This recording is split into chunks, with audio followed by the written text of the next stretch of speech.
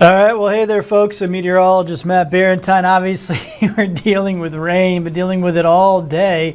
And we're going to be dealing with it going well into the late afternoon and into the evening as well. You can see a lot of rain there, not only over land, but out there over the Gulf, kind of working its way on in. It will, sort of dial back as we head later on into the evening. But I still anticipate that we'll have rain around for several more hours here. So if you've got plans for your Friday night, plan on dealing with rain. Here's 5 o'clock in the evening. Now here we are at 7. Of course, this is when a lot of the games begin. Friday night lights, a lot of our high school football games start at 7. And you can see much of our area dealing with light to moderate rain. Now, nothing severe. Nothing that should really keep you from going if you're a real fan, right? You should still be able to get out there and enjoy it. But you'll have to have ponchos on.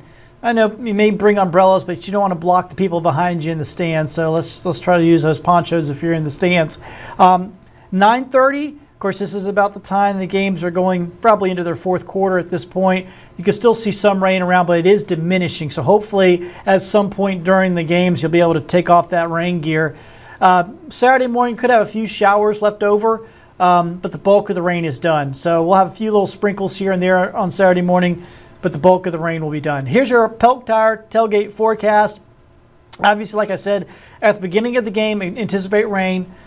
But hopefully at some point during the game, you'll be able to get that rain gear off, and hopefully the rain will end, the showers and drizzles and whatnot. Once again, none of it will be terribly heavy, so you're not going to melt. Go out and enjoy it. Here's your day planner for tomorrow. It is cloudy in the morning. Once again, we could have a few sprinkles around in the morning. The rest of the day, though, pretty good. Temperatures will be in the low to mid 80s. Some sunshine peeking out every now and then. Not a bad day at all for your Saturday. Rip current risk is going to be in the moderate range for the foreseeable future. The Gulf will be a little bit churned up, and I'll explain why here coming up in just a moment. Here is your weekend forecast. It looks good, like I said. Saturday, the clouds and a few little sprinkles here and there in the morning. Won't be terribly pretty, but it won't be bad for Saturday. Sunday looks beautiful. Mid 80s in the afternoon, lots of sunshine. Going to be gorgeous on Sunday.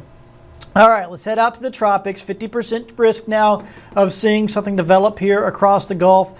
And you can see the little X over there kind of on the east coast of Mexico. So an area where I have circled, that is the area of disturbed weather that's going to kind of work its way towards the center of the Gulf here over the weekend and gradually try to come together. Now, this has been a real slow process. Been watching this for more than a week now, this area, and it's finally starting to show. The models are starting to come together on what's going to happen here, and it looks like we're going to see a system develop in about the center part of the Gulf.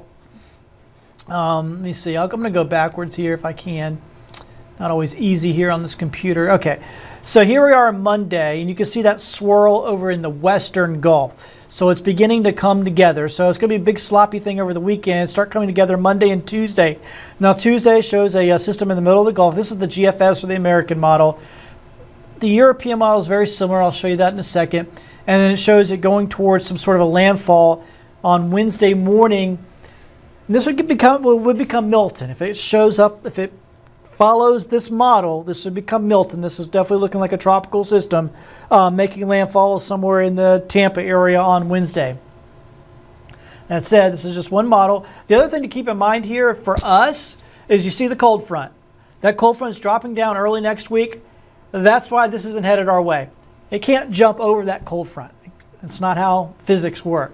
So it's going to get pushed out ahead of that front. That's why it's going to the east over towards the peninsula of Florida. You'll see the same thing when I run the European model, and the same thing happens. So it's a big sloppy low over the weekend. Now it's starting to move east here across the Gulf. The front drops down early next week, and it pushes the system into Florida. And you can see that there as it goes into around the Tampa area. Now this model had it going a little farther south earlier. Now the newest run has it about in the same area of Tampa on Wednesday. So anyway, it's not coming up towards us. This will be a big rainmaker for Florida, and that's really what this is going to be. Winds and the surge are probably not going to be huge with this. It's going to be very kind of lopsided, and probably not. It's not going to be a Helene 2.0. It's not going to be that strong. Probably be a tropical storm. But it's going to dump a lot of rain. And I mean, the rainfall numbers that we're looking at we may be seeing double-digit kind of rainfall, 10 plus inches in spots, okay? So it's going to be a pretty rough ride for folks in Florida due to the rain. Regardless of the winds of this thing, rain is going to be the issue here. And they're going to see flooding conditions across Central and South Florida due to this. Up in our area, no. The only rain we're getting is the rain we're getting tonight, and then that's it. Well, maybe a couple sprinkles in the morning. Because for us, this front comes through Monday night, Tuesday morning, somewhere in that range, and then we see much cooler temperatures for the middle of next week. So things will be looking pretty good. I say much cooler, not terribly cooler, although it does show Friday getting down to 58 that morning. That's very nice. That's Friday. That Friday number you see, 58 in the morning, 80 in the afternoon, that's a fall feel. That's when people ask me when we're looking for fall, I'm looking for temperatures in the afternoon in the 70s. I'll take 80 though, that's close enough. And the morning lows down in the 50s. That to me is when it starts to feel like fall. We're getting there, folks. We're getting there. It's kind of like stepping down to it. So we're seeing that improvement. Once again, rain not on the board for us next week. That means we are not seeing that tropical system. It's headed towards Florida, particularly the peninsula of Florida. We stay high and dry with beautiful fallish type of weather next week.